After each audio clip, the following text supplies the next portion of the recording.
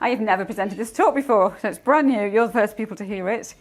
But raise your hand for me if you believe everyone was created to be unique.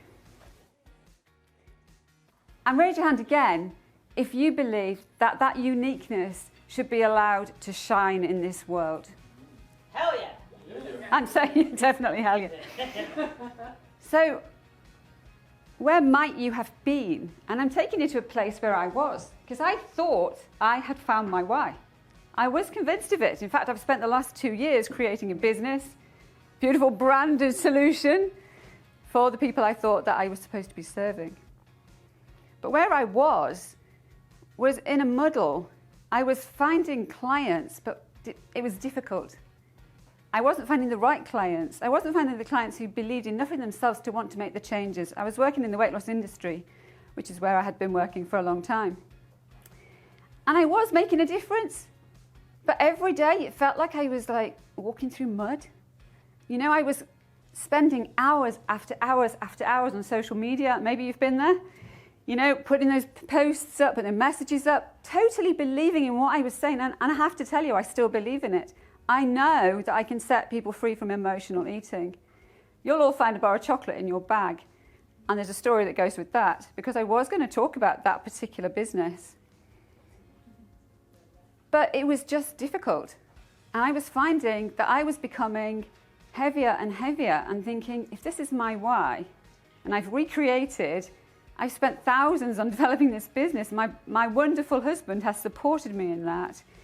Why am I not feeling the joy that should be inside of me?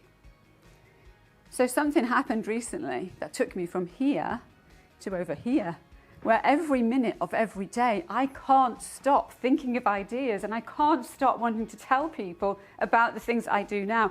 I love selling. I can't believe it. Over there, it was like a disaster. Pick up a phone to a client, well, they might not want to talk to me. Now I'm like, why would they not? Why would they not want to listen to what I've got to say? Because I can change lives. I can open doors for people and I can bring them into the place that they can share their why, that they can touch the people that they were born to serve. Because I've always believed, ever since I was about 5, that I was born to bring love into this world and to change the world, to change that part of the world that I could change. And that's what each and every single person in this room has the right to do. So now I believe that each of us has a voice. I've always believed that, but I didn't know how to say it. So come back with me. It's the summer of 1974. It's a beautiful Sunday morning. The sun is shining, the sky is blue, the birds are singing. It's a sort of day that everybody smiles as you pass by. Only I'm not outside, I'm inside. I'm inside an old building and it's cool in there because the walls are so thick. But it's beautiful still. The sunlight is dancing through the coloured glass windows. It's casting rainbows across the carpets. The room is full.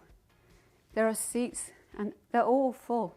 And there's an expectancy in the air. And I'm standing at the front and I've got an old book in my hand. And I don't know what to do because I know that I'm supposed to be doing something, but I can't because he's there. He's sitting there. He's sitting there with his thick black hair and his dark eyes and his skin that looks like it's sunburnt. And he shouldn't be here because this is my safe space and he doesn't belong here. And I don't know what to do and I don't know, my mind's gone blank. All the girls think it's wonderful having a youth group leader that looks like an Italian film star, but they don't know what he's done. They don't know what he's like. And I want to tell people what he's like, but I can't. I don't know how to. And then I hear a cough behind, and I look at the book, the Bible, and I know that I'm supposed to be reading from it. It's John chapter 8, and it's verse 32. And then I look at the words again, and it says, and you'll know the truth, and the truth will set you free. And something happens. Something changes inside of me.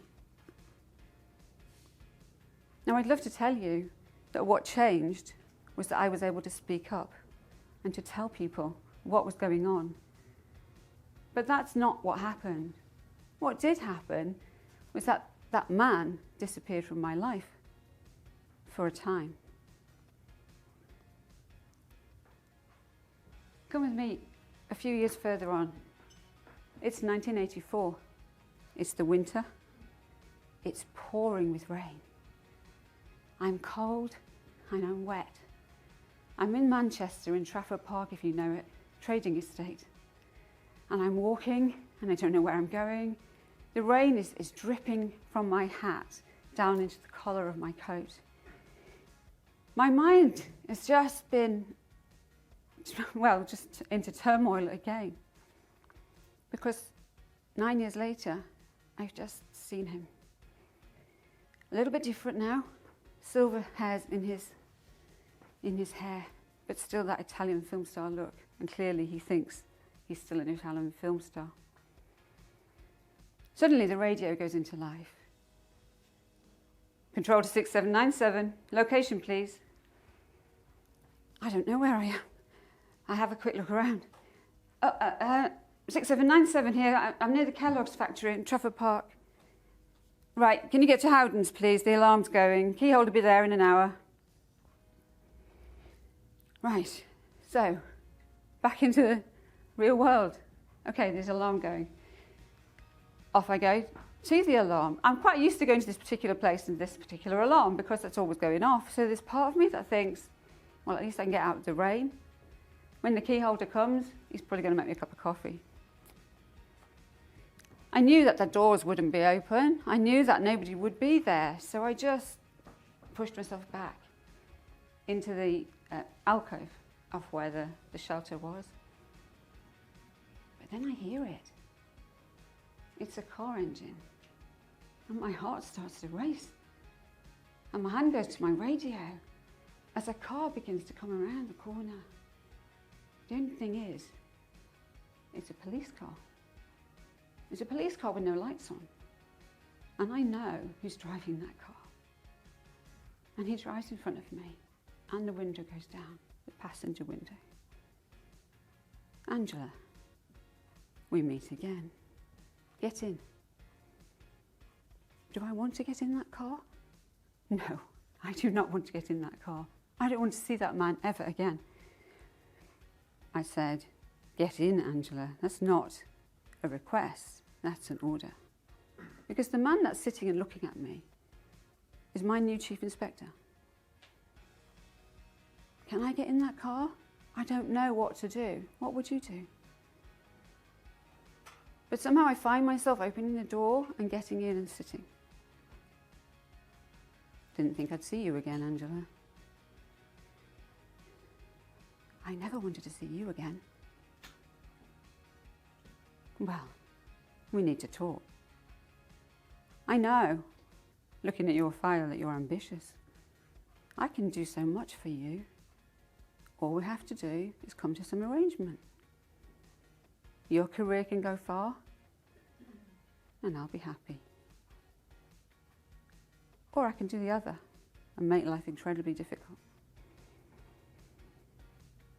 I'm frozen into stone. I have no idea what to say. I don't know what to do. But then suddenly, his hand touches my leg. And when he touches my leg, something rises up in me, something that I have never known before. And with an absolute rage that comes out of me, I grab the back of his head and I smash it into the gear stick, and blood spurts out of his face. And I get out of that car and I run, and I run, and I run. And then suddenly there's a car in front of me and the headlights are shining on me. And out of that car comes the inspector that has watched my career from day one. And I'm going to say his name, Inspector Noble, because he is the man that I will always be grateful to. And he's holding me, and I'm crying. And he knows what's happened, and he's saying, it's over. You are safe.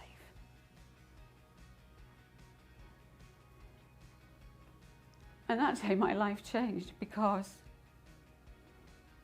I knew that although there were bad people in this world, they had no right to stop me from speaking.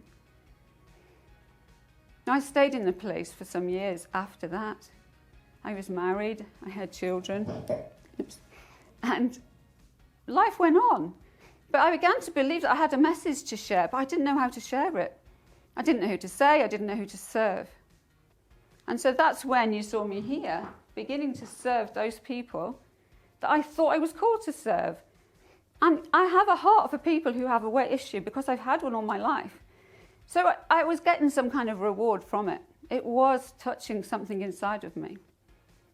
But it wasn't enough. So come with me now to December 2021. It's Christmas. I'm in my new house. We've moved to help support one of our sons. I'm sitting, opening some Christmas cards. And then one lands on the top, and I know the writing. Inspector Noble writes to me every year, and he always has something to say to me. And as I open the envelope, he just makes me smile, and he just says, Angela, I often think of you. You're a very special lady. You've a message to share. Don't let your voice be silent. And something just changes inside of me, and I realise that I'm not serving the people I was born to serve. Because around me, there are many other coaches and consultants who are also walking through treacle. They're not getting the clients that they should be getting. They're not getting the opportunities they should be getting. They're not getting the chance to let their voice be heard. They know who they should be serving, but they haven't got the audience. They don't know how to find it. They don't know how to get there. And I know that it's time for me to change.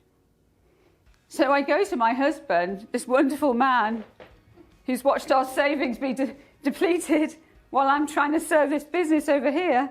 And I'm like, Dirk, I'm not going to do that anymore. I'm going to go out there and I'm going to get people speaking on the stage. I'm going to go and interview them on YouTube, and I'm going to do this and all these things. And he's like, sorry, what are you talking about? Excuse me? We've just spent thousands and thousands of pounds on this business over there. And you want to change that? I've got no choice. I've got no choice, Dirk. I've got no choice. I need to let other people's voices be heard, because each and every one of us has a right to have our voice heard, and I'm not going to stop doing that anymore.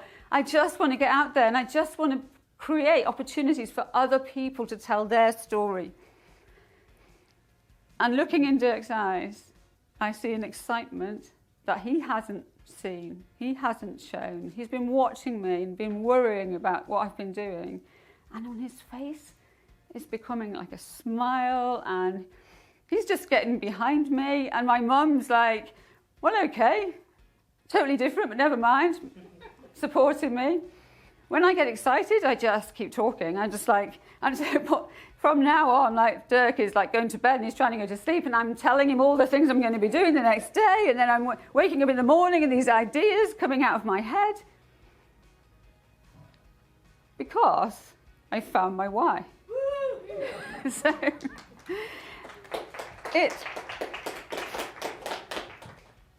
and I just want to tell you something else. My eldest son, is sitting over there. And he's never heard that story, because nobody has. So you're the first people that have heard it. And I thank you for listening to it. And when you open your bag, I don't know how much time I've got left, probably. In your bag, you'll have a bar of chocolate. That's because I was going to talk about emotional eating and weight loss. And I would have been excited about it.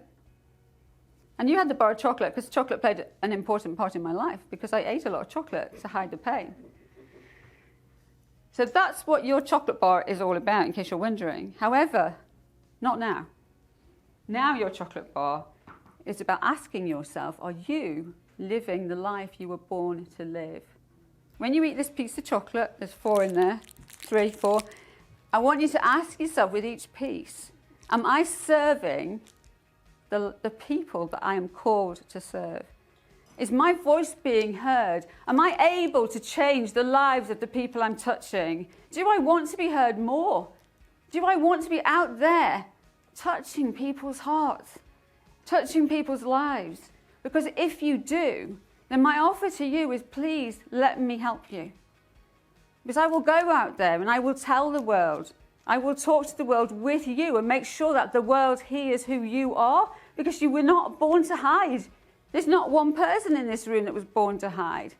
And there's a young man in this room, right here, who needs to be touching the people that he was born to serve. Because it's not just women. We've had it harder. It's been harder for women to talk. It's time for more women's voices to be heard, and I absolutely believe that. So do not let your voice be hidden. But look around you at the people in your life who are also supporting you every minute of every day, and make sure their voice is heard too. Thank you.